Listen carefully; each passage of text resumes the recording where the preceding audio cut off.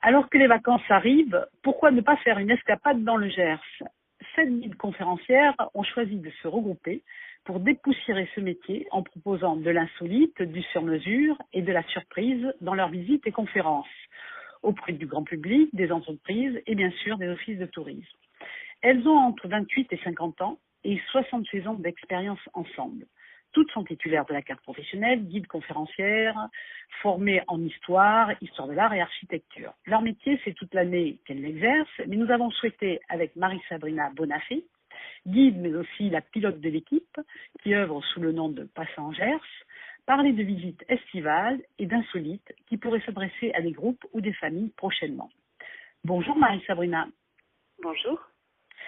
Vous êtes dans le Gers, un département qui est fort touristique, qui est bien pourvu en office de tourisme.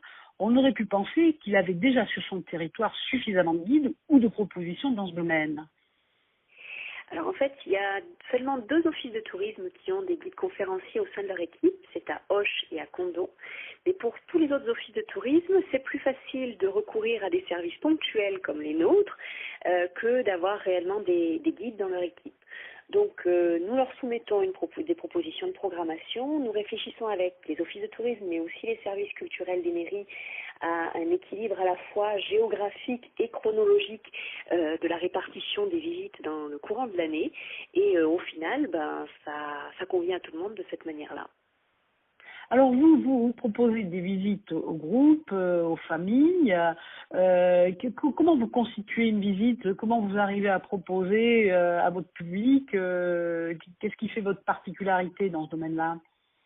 Alors on part, nous, de coups de cœur qu'on a par rapport à un lieu qu'on découvre ou qu'on connaît déjà mais qu'on a envie de faire partager. On réfléchit ensuite si on a des archives potentielles sur ce lieu, parce que commenter un lieu quand on n'a pas de documentation, c'est quand même un petit peu compliqué aussi. Et enfin, on réfléchit à l'accessibilité pour le public, parce que parfois, l'accès en voiture ou en bus dans des configurations différentes n'est pas toujours possible, ou encore il peut être dangereux avec de jeunes enfants. Donc on réfléchit, on panache un petit peu tous ces éléments avant de faire des propositions. Et aussi, bien entendu, on panache en fonction, comme c'est des demandes de petits groupes, on panache en fonction de la durée de leur séjour, de leur lieu de séjour. On va pas leur proposer la même chose s'ils sont hébergés à Simor ou à Casaubon-Barbeau-dans-les-Thermes, par exemple. Alors, qu'est-ce que vous proposeriez cet été pour des familles? Et puis après, on parlera des groupes d'adultes. Alors, pour les familles, on peut proposer, d'une part, il y a une programmation qui est à disposition dans les offices de tourisme. Il y a un petit dépliant qui s'appelle les escapades culturelles en Gascogne, dans les offices de tourisme ou sur notre site internet, avec un certain nombre de dates fixes. Et puis surtout, on peut effectivement intervenir sur mesure pour un petit groupe de 5, 15, 20 personnes, par exemple. Alors, pour un public plus familial avec des enfants, j'aurais tendance à conseiller des visites de village, mais qui incluent un château ou un donjon. C'est le cas à Lavardins, par exemple, où il y a le village de Lavardins, un ancien Castelnau, plus son château, qui est visitable du sol au plafond, presque, puisqu'on va jusqu'à la terrasse. Et puis, dans le même ordre d'idée, il y a la bastide de Bassous, où on peut monter au donjon, et les enfants se font un plaisir de courir sur les 196 marches qui montent jusqu'au sommet du donjon. Et pour les adultes, même s'ils peuvent être sportifs, qu'est-ce que vous leur proposez? Pour les adultes, peut-être qu'ils vont être tentés par une alliance du patrimoine et puis de la dégustation, notamment en vin. Et on aurait par exemple à proposer le domaine des Rebouts, qui est un domaine viticole bio, où Karine Fitt et Hélène Archidec présentent l'ensemble du domaine et la démarche de culture bio sur leur domaine. Et ensuite, nous, on présente la tour du XIVe siècle, les anciennes dépendances agricoles, le moulin et l'écluse qui est à proximité. Dans le même ordre d'idées, il y a le village d'Aignan qui a conservé ses traditionnels couverts, ces galeries en plein cœur de village, et puis surtout l'église romane, qui est également magnifique. Et puis, la visite s'achève avec une dégustation de vin de Saint-Mond en partenariat avec la cave d'Aignan. De belles choses et de bonnes choses à déguster. Alors, est-ce qu'il y a une visite dans le Gers qu'il ne faudrait pas manquer si on avait une seule visite à faire? Alors, s'il y avait une seule visite à faire, c'est toujours difficile de faire des choix.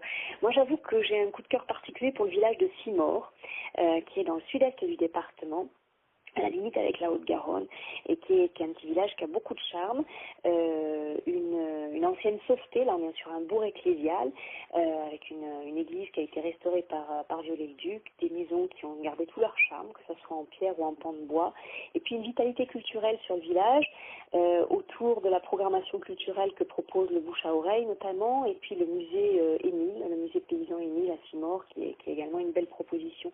Et quand on fait cette visite de village à Simore, on peut également l'agrémenter d'une approche sensorielle. C'est-à-dire que dans ces cas-là, on ne part pas uniquement sur le discours, on va dire, classique du guide, mais on va aussi proposer des activités peut-être de dessin ou de découverte du village par le toucher, en se masquant les yeux et en découvrant un petit peu différemment le patrimoine. Voilà, ça fait partie des approches qu'on essaye de diversifier aussi au fil des rencontres avec le public. Qu'est-ce qui plaît à votre public dans votre démarche?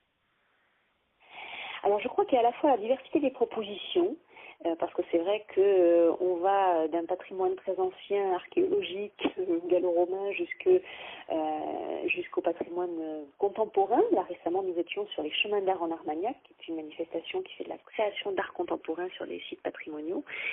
Il y a la qualité de la prestation, parce que je pense que on est en mesure, par notre regard un petit peu à l'échelle départementale, voire régionale, de faire des comparaisons d'un lieu à l'autre. Et finalement, quand on a visité une bastide avec Passangers, on a déjà des clés de lecture pour aller visiter d'autres bastides et se dire ah oui, tiens, ça c'est ce qu'on m'a expliqué lors de la visite et on le retrouve ici, c'est pas étonnant. Et puis, il y a cette notion de sur-mesure. C'est vrai que nous, on a vraiment à cœur d'adapter nos propositions aux groupes qui nous sollicitent. On va effectivement pas proposer la même chose selon si c'est plutôt une famille avec des enfants ou si c'est plutôt un groupe d'adultes ou si c'est des randonneurs, par exemple. On fait également de l'accompagnement en randonnée. Voilà, ça va être vraiment du Donc, beaucoup de choses à voir, à ressentir, à sentir, à déguster, même dans ce Gers plein de charme. Je vous remercie, Marie-Sabrina, pour ce moment partagé.